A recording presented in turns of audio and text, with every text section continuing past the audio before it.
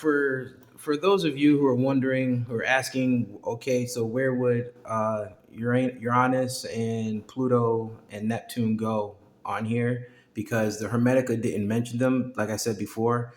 So if you wanted to actually plot them on here, what you would do is you would put, well, it would be up here, but because your Highness and Neptune and Pluto are like the furthest ones away from the sun, we would put them down here. So we would use this. So this would be your Highness. So we would put the 7 here because we didn't want to put the names. So we just put the 7, and um, the Neptune would go here, the eighth planet, and the ninth planet, which would be here. It would be Pluto. So this is representing the moon, and Pluto would go here, being the ninth one.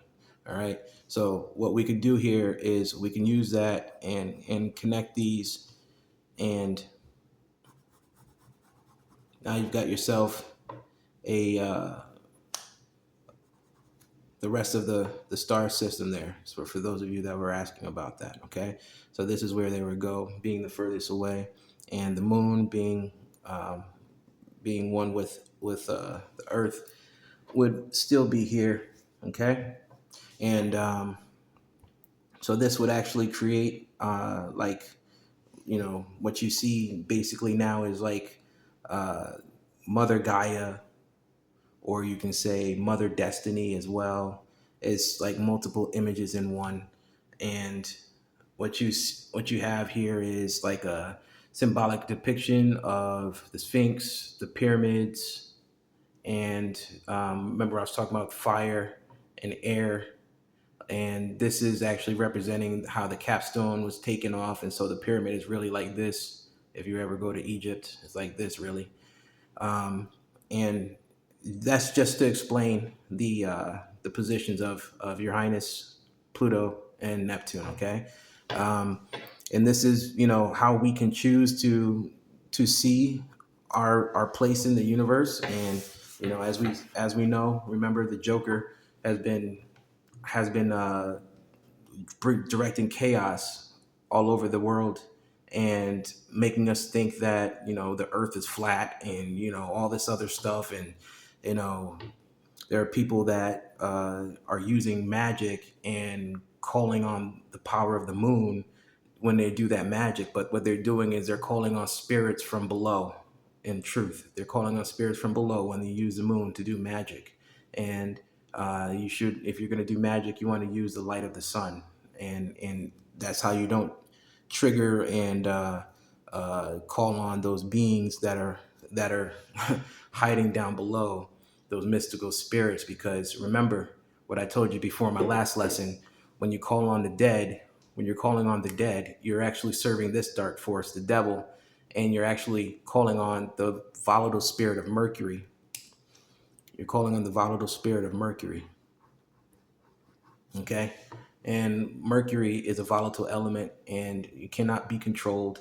And when you think about it in the alchemical sense, in alchemical terms, so do not use magic with the moon, uh, and think that you're talking to any angelic force at all, because you're calling on the darkness, the dead. All right. We can, use this here so you can get a idea and understanding. These guys are the furthest away from the sun. Okay, the furthest away from the sun. Even the moon, even the moon is away from the sun as well. The moon comes out at night, and she can walk both realms. She can walk in the day and the night because the moon is balanced. Okay, the moon is balanced. She's balanced with her shadow side and her light side. So she can walk on both sides in both realms because she's imbalanced.